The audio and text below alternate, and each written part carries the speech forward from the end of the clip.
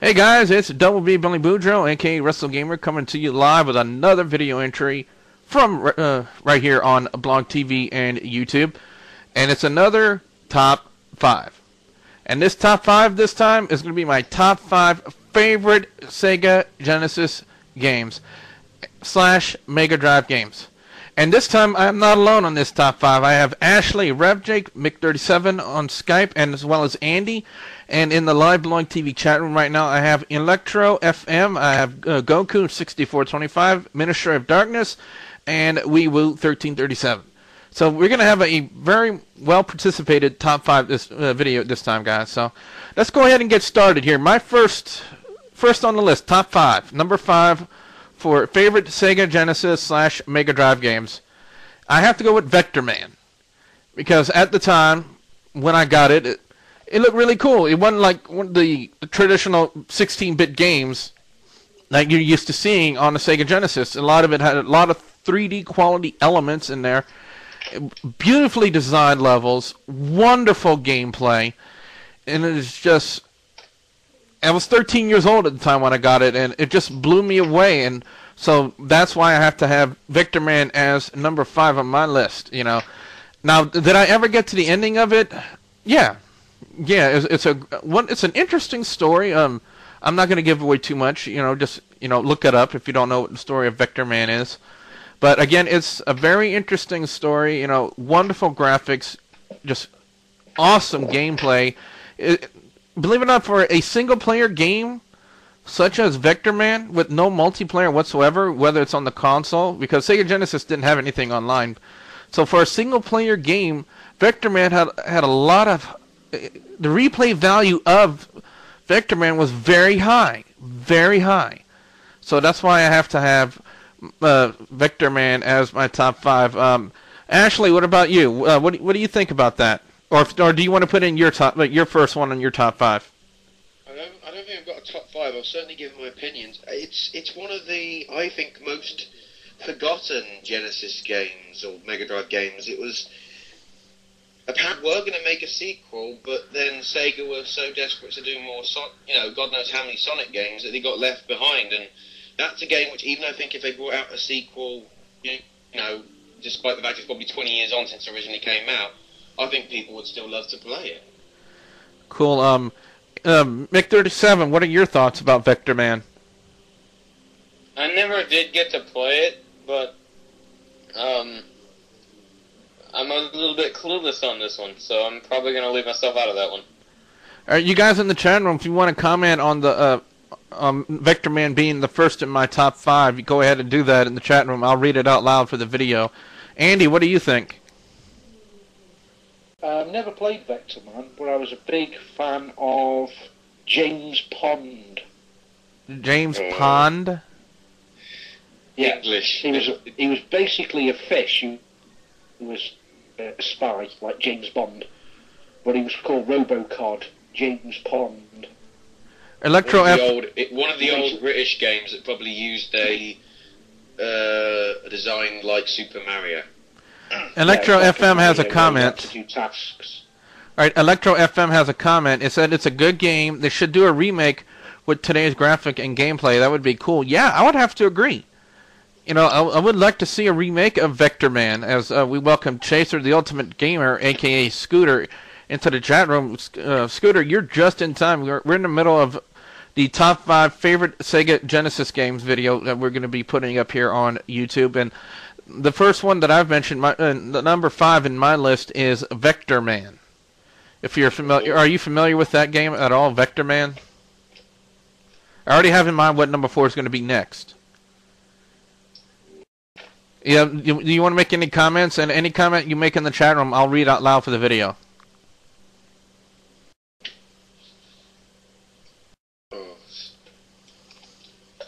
Oh, you like the sequel to it, Vector Man 2? I never really got my hands on the sequel. The only time I've ever played the sequel was in the Sonic's Ultimate Genesis Collection I have on the Xbox 360. But let's go ahead and get to the next one. Number 4 on my list of favorite Sega Genesis games, guys, is Super Street Fighter 2. This is the game where they debuted. I think that's the full name. It's either that or Super Street Fighter 2 Turbo. And that's where they debuted DJ, Fei Long, Cammy, and T-Hawk. And, of course, it's a Street Fighter game. You know I'm going to love it. And now, Scooter says he's got a lot to say on Super Street Fighter 2. Scooter, Rev Jake just made a comment that I'm not going to read out loud. But, all right, Scooter says, first off, again, this is in the chat room here on Blog TV, guys. So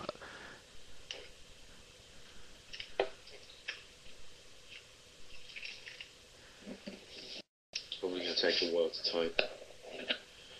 Yes, I do agree with Scooter's first statement. It says Street Fighter is one of the greatest fighting games of all time. Yet we have to give it that props. Yet Street Fighter is one of the greatest fighting games, one of the greatest fighting franchises of all time. That's what we should say. Yeah, the first one wasn't brilliant, but it's when it got Street Fighter 2 that it really upped its game. And then when it became Street Fighter 2 Championship Edition, where basically you can take character versus character, that's when I think it really started to explode. Oh, well, Street Fighter 2 had so many different editions. I think there was Street Fighter 2, Street Fighter 2 Turbo, Super Street Fighter 2 Turbo, Super Street Fighter 2 Turbo Hyper Edition, Hyper Street Fighter 2. Guys, wow. Yeah, Capcom had so many different renditions on it, but one of my personal favorites is when they debuted the new challengers. That's Fei Long, DJ, Cammy, and T-Hawk. And that's always been one of my personal favorites, so that's why it deserves to be number 4 on my list. Andy, what do you think about that, number 4 being Super Street Fighter 2 Turbo? Yeah, fully agree. Very good game. Even today, I think you can still play and get away with the graphic quality, because the graphic quality on most of those particular fighter games is still old school. So I think even on today's consoles, you'd still get away with playing that original game in its original form. Yeah. I think the only reason they made Street Fighter 4 was because how many people were downloading Street Fighter 2 on virtual consoles. Alright, Scooter says, the graphics is good, but controls... Sorry. Alright, hold on. Scooter in the chat room says, the graphics is good, but controls and sound, I don't think we're up to par with Street Fighter and Super Nintendo. Unfortunately, I never had a Super Nintendo, so I really can't compare. I really can't make a fair assessment on that, so I have to stay away from that statement. Because I never played Street Fighter 2 or any Street Fighter game on Super Nintendo. I've always played it on Sega Genesis and then on the Xbox.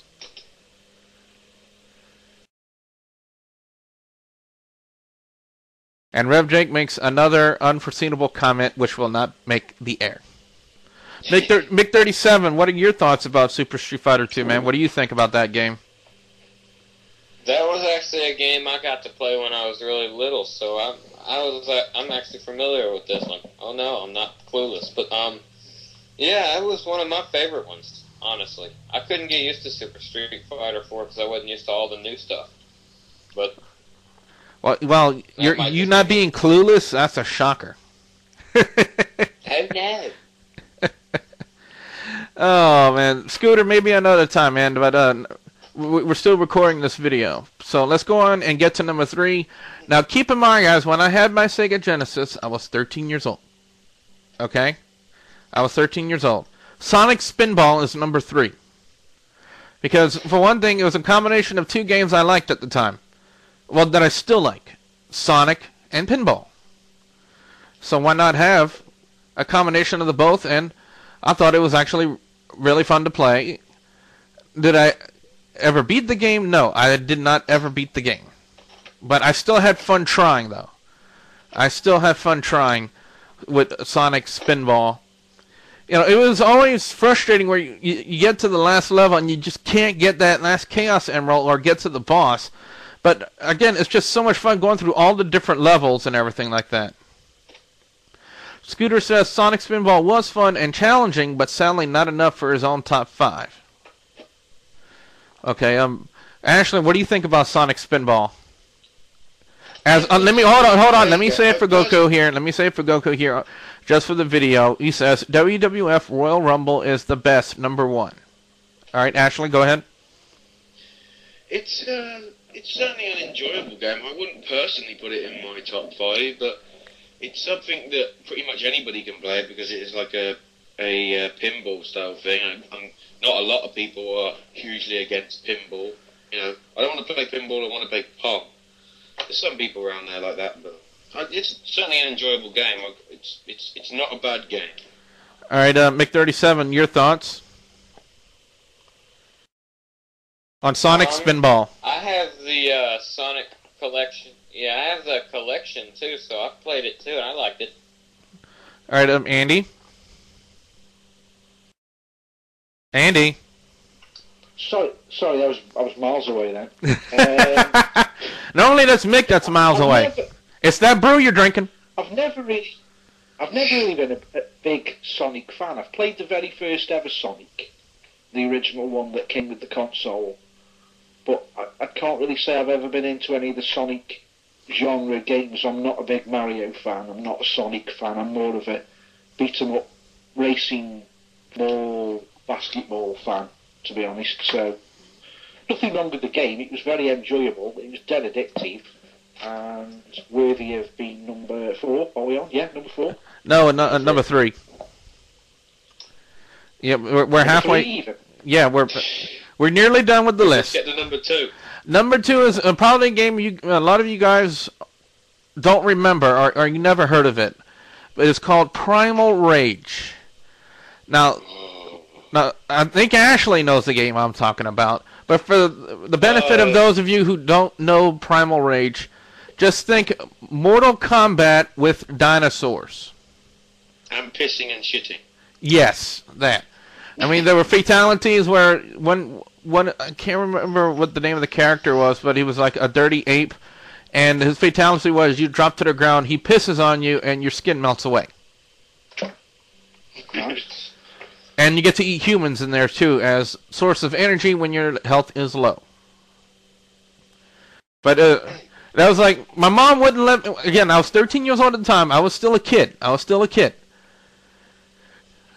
And with me being 13 years old, my mom would not let me get Mortal Kombat for the Sega Genesis, but she got me Primal Rage.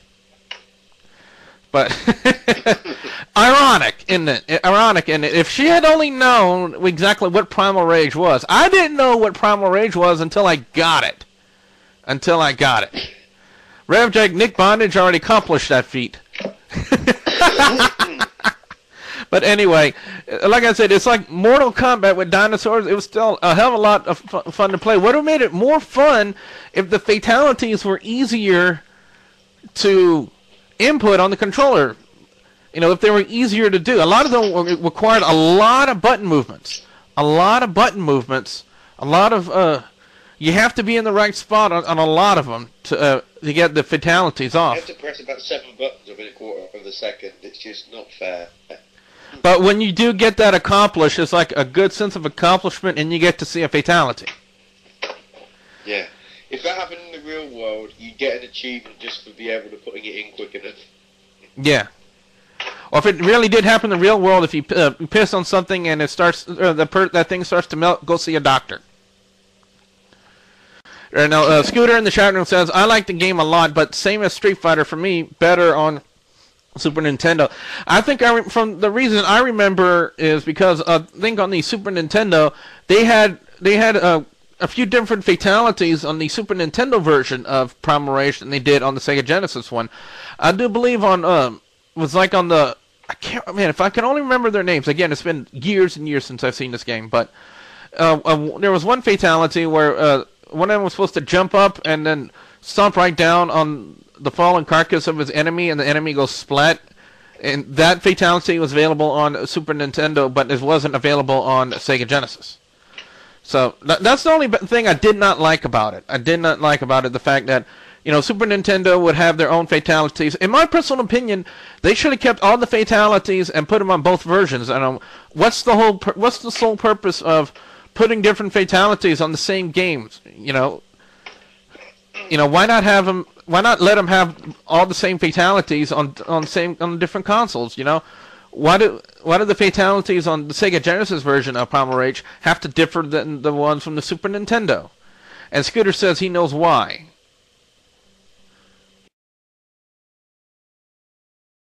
Super Nintendo wanted more sales at the time. Yeah, it makes sense. Yeah, that would make sense. And well, actually, your thoughts about Primal Rage being number 2? Because I think with that one being number 2, I think a lot of you guys will probably know what my number 1 is. But go ahead. It's a really fun little game. You know, taking the fighting genre and mixing it up with, like, kind of like there was a game Rampage. It's kind of taking the characters from that and bringing it into, you know, a fighting style game. The more infamous versions are the one which came out for the Sega CD and the 32X, which was completely messed up. It was you know, and that's probably a discussion we'll save on for our Gamer Talk podcast. You know, the discussion about the 32X and what was so totally wrong about it. Number 1 on Blog Talk Radio at this minute, bitches. Yeah, keep that in mind.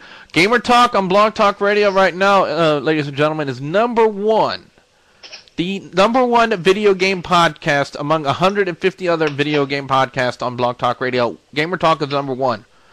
So be sure you check that out.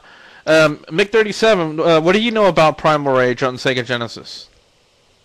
I actually have no clue, so yeah. Alright, shut up, Mick. Let's go to Andy then. I'm shutting up now. And Ashley, suck a cat. Alright. Again, I'm like Nick, it's a game I don't know anything about. I've not heard of the game at all, so I can't comment. It's not something I'm familiar with.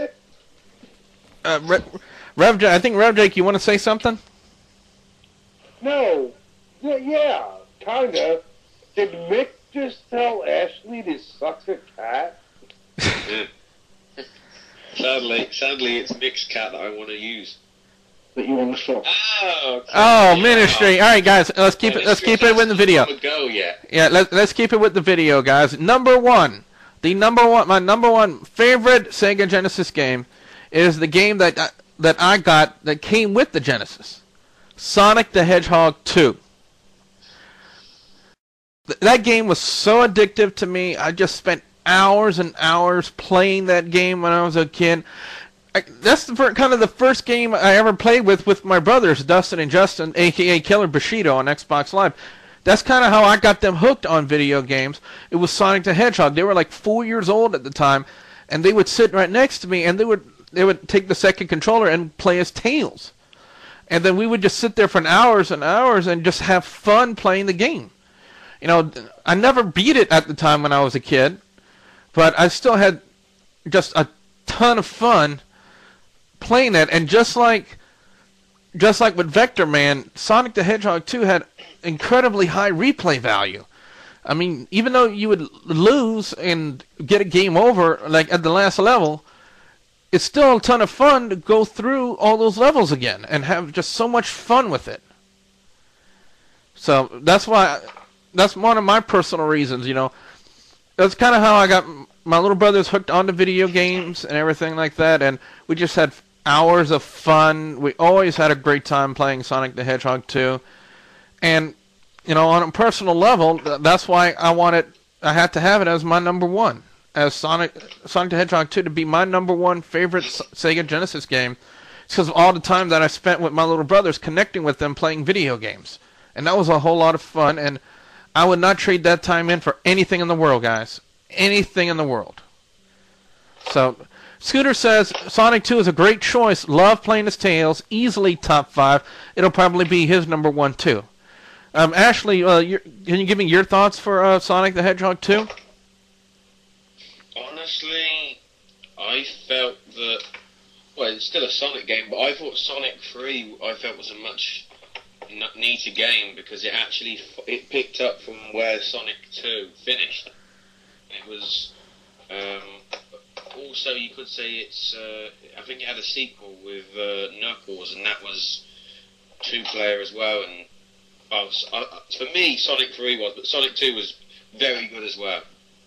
And now I know Mick has played it because he said he had the Ultimate Genesis collection. Mick, what do you got to say about Sonic 2? I have to say that is one of the best I've played because of the fact that it's another game I played when I was really little. I'm talking 3-4 years old, kind of like your brothers. Yeah, Andy, what do you got to say about Sonic the Hedgehog 2?